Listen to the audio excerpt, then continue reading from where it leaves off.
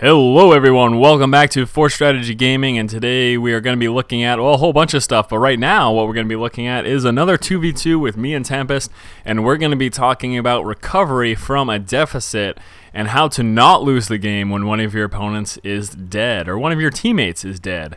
And yeah, that's what we're going to be looking at. So today's matchup, here I am, Ekroff as the Terran player, and Tempest the Protoss player. So TNP and our opponents are two Zerg players. We have Ja Tinkles and Brutal Bob. Those are our opponents, and let's get things underway right now. Going straight into Ekroff Vision. Heyo, so coming forward right now, what are we going to be doing? Well, the plan here for us was to just kind of do whatever. We're actually both just thinking, we'll play a macro game. We were just going to go standard play, standard builds. Didn't have anything in mind right away. I have got a few different things, kind of go-to strategies. I really like the Hellion drop in team games, followed up with Banshee. That was actually my plan in this matchup, specifically because we were against those double Zerg players. Hellion into Banshee is effective in the TVZ, so in the team TVZ, I figured, it'll be just as effective. That sounds like a good plan. So that was my initial plan there. You can see right over here, transferring over one Marine into Tempest base. The reason I'm doing this is because early game Zerglings, especially from two Zerg players, can absolutely roll over a Protoss player in those team games. Getting hit with double the amount of Zerglings can be absolutely devastating. In fact, you can see Tempest was scouting around to try to see if he could spot a Roach Warren or if we were going to be expecting a double early Lings. Unfortunately, his scout did get killed off before he managed to spot any additional buildings, so we weren't exactly sure of what was going on. But just in preparation, keeping that guy back there is going to be very, very effective.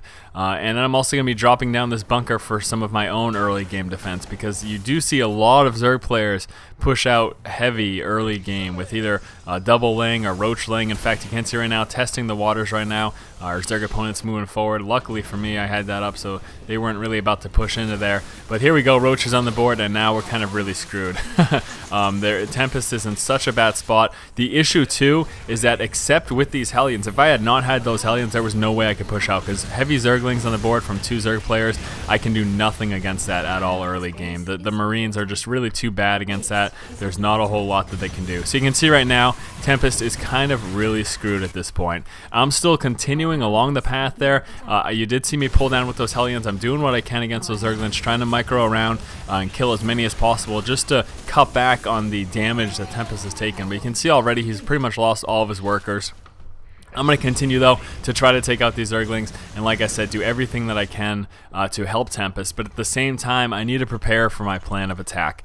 Tempest got hit early. There was little we could do to defend him because he got hit by double Zerg with Roach Zergling. So the next step is, alright, what are we going to do to come back and get back in the game? Now, my next movement is going to be, I'm going to be going for that Hellion drop that I'd initially planned. Even though it's much later than it should be, the fact that they also pushed out early means they're further behind than they would typically be too. So you can see roasting the remaining Zerglings right there. It is time now to move out with my guys. And even though Tempest is likely to get hit, look at that big Roach push coming down.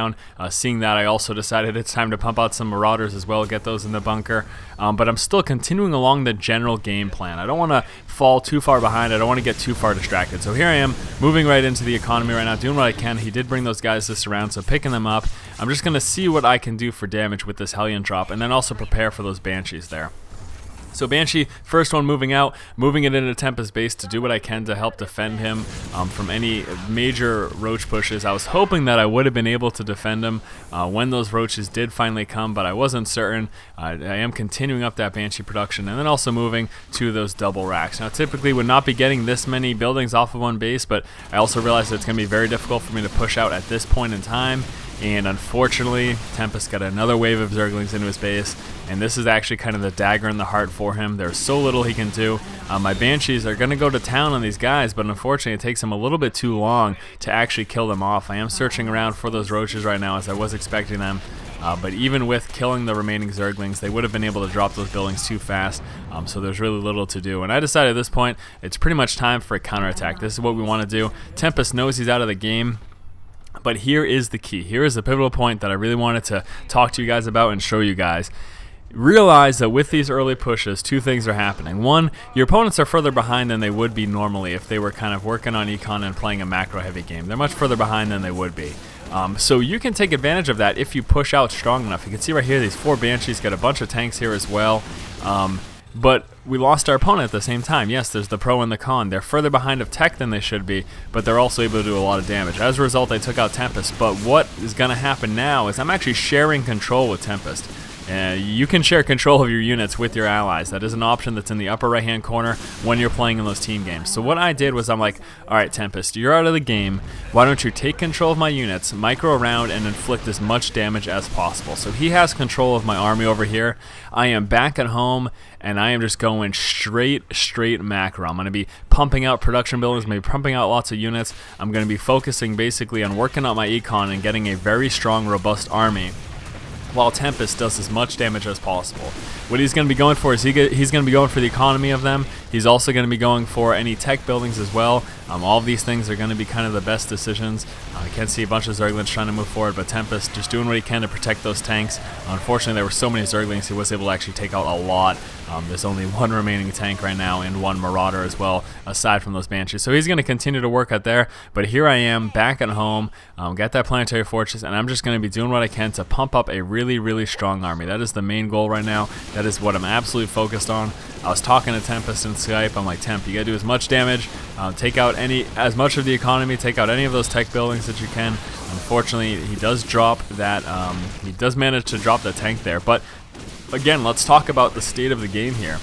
Going up into everyone vision, you know, we are so far into the game, we are 14 minutes in the game. Why is it that Brutal Bob over here hasn't already had up the Spire? Because of that early push. That is the exact reason. They pushed so hard, so early, that they were so far behind in tech that these Cloaked Banshees basically became king. I mean, you can see that they've absolutely been destroying things right now. 12 kills, 19 kills, 17 kills, 18 kills. I mean, these guys have been going to town and making quick work, basically, of everything that the Zerg players had. You can see Zerg trying to push forward against me. But what I was doing again was just continuing to work on that macro, continuing to try to get up as much as possible, and then letting Tempest do what he can for work with those Banshees. And he's inflicted so much damage. You can see right now, Jod Tinkles, with very few things remaining. Tempest is going to continue to roll in, and this is actually when we managed to spot the Spire. So he's going to be trying to drop that down as quickly as possible. Unfortunately, he doesn't get it down before it does come in, and there are a few mutas that are built. You can see right there, 4 mutas making their way on out. But the fact that he even dropped that was another huge win for us as well. So back here at home, continue up this production. You can see just constantly coming out with everything. And then shortly after this point is when I decided that I'm going to have to push out. I can't play this macro game forever against 2 players, even with that harassment from Tempest. But I mean, the main point of me showing this to you guys is realize that when you get hit early from other players, if you can somehow manage to inflict damage, and we can see that the Banshees and also that Hellion drop were the main focuses of that damage, whatever method you use, if you can inflict damage, even if your opponent's out, give them control, let them focus on microing your army, and then just mass expand, pump up that really strong econ, get a very strong army, and then push out. Now, the other thing too is, like I mentioned, I don't want to wait too long, right? I don't want to wait, another 10-15 minutes before I attack. I just want to get a sizable force and then push out with it.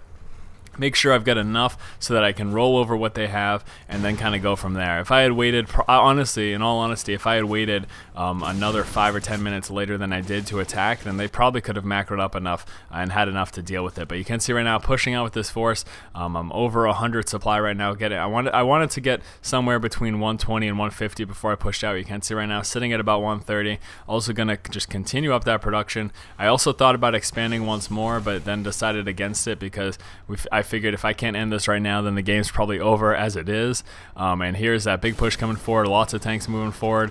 I also went with those heavy Marines because I knew that he was probably going to continue to try to go for those mutas. But because of the Banshee harassment, because of that Hellion harassment, and honestly, largely in part to the due to the fact that I gave Tempest control of my units so I could focus on macroing back at home, we were actually able to just mop them up. Tempest has been out of the game for over 10 minutes now, but he's still contributing, and we were actually able to win this game. You can see Jatinkles just left, and shortly thereafter we're going to have Brutal Bob leave. And yeah, I mean, yeah, it's pretty cool. Even when one of your guys are out of the game, it doesn't mean that the game's necessarily over. Spotting all those Banelings, just trying to micro back those micro back as many of those Marines as possible, and there you go, there you have it. So yeah, if your ally gets knocked out, share control, and you can still roll over your opponents. It's definitely going to work. These were Masters level players that we're against in the 2v2 matchup. So anyways, guys, that about does it for this specific video. Hopefully you guys enjoyed this nice comeback from me and Tempest. As always, guys, if you like the content, make sure you subscribe to the channel. Keep watching and keep owning. I can hold this off, then I win the game. There's really nothing he can do. So all I have to do really is make sure I do everything necessary to defend. And having these guys so close right here is going to be awesome for pulling them forward to repair. So here he moved in with his first attempted wave, taking heavy losses there initially, and I'm trying to move down some SCVs, but he actually does a pretty good job force fielding and preventing those SCVs from repairing. And he actually managed at the same time to cut off these Marauders here. But I'm continuing up production. Again, constant production, so very important. And as a result, I'm able to fend off that wave